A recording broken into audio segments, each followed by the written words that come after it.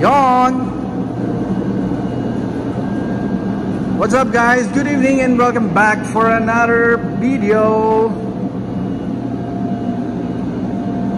So nandito tayo ngayon sa parking lot or parking area ng Shangri-La Hotel Ortigas. Okay, so meron tayong installan dito again. This is a 2020 na G variant na Fortuner. Yan. So ito na yung pinakita nating video nung nakaraan. Siguro mga 3 weeks 2 weeks ago na installan na natin to ng by the way, converted to this is a 2020 Fortuner. Yan, nakita nyo naman naka-display yung likod, diba? Converted to into GR. Sorry, LTD. Okay. So ito yung kinabitan natin 2 weeks, 3 weeks ago. Nag-install tayo ng mga carbon Lodi interior. At also this one, nag-install natin sa kanya. Carbon din. So medyo nabitin tayo kasi kinulang tayo ng parts. So nagkaroon tayo ng chance na magkaroon ng Thailand tour after nating nag-install ng ibang mga parts niya na carbon. So yung kulang na parts na yon, nakuha na natin, na idala natin, na ilagay natin sa ating bagahe. So nandito tayo ngayon para ikabit na yung kulang. So hindi na natin pinadala sa cargo to, binitbit na natin sa hand carry natin. So ito yung kulang sa mga parts na kinabitan natin. Ito yung pakita ko muna sa inyo yung mga kinabitan natin last time. Ito itong aircon vent na to, panel na to, carbon. Send sa atin din galing itong steering wheel nya. Also yung center panel, shift knob, and DVD pole. Yan. So hindi pa ganun kalayo dun sa page natin para ma-review nyo yung itong eksaktong Fortuner na ginawa natin. I-upload na natin to sa ating channel sa YouTube. By the way, invite ko kayo, kung di pa kayo nakaka-subscribe, please do sa Facebook, YouTube channel natin, PRD Parts.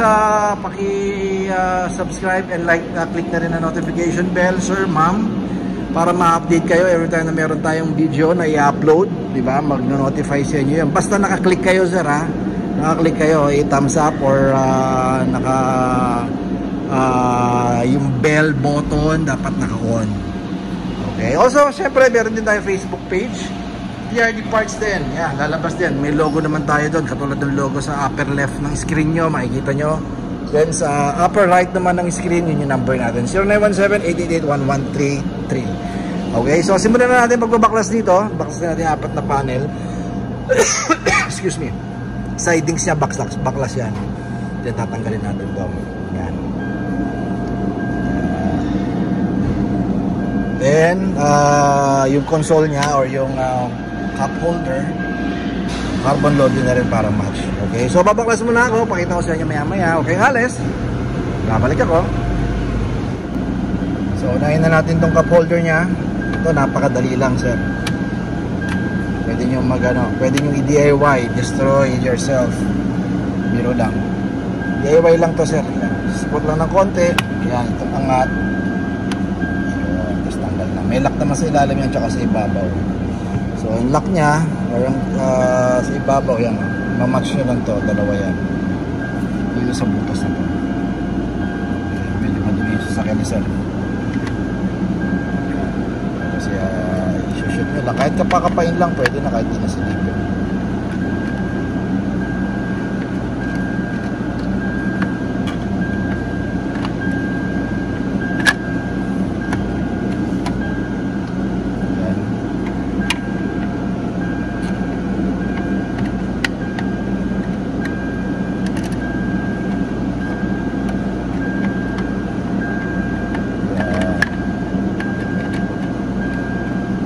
Hirap talaga na walang video yan.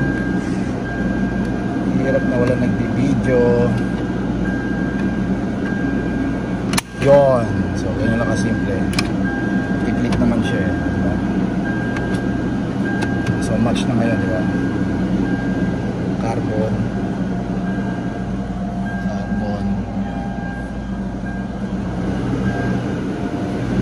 So yung sidings yan, bakasan natin.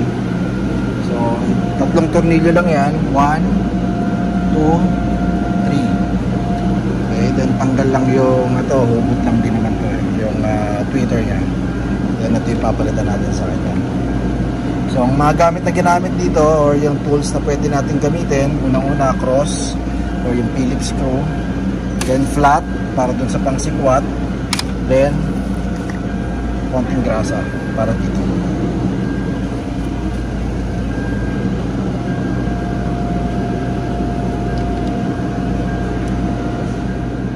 Yan, so napagpalit na natin. Basic lang sir, basic lang. Medyo hindi naman ganun kahirap baklasin ng sidings. Sundan nyo na yung procedure na sinabi ko sa inyo.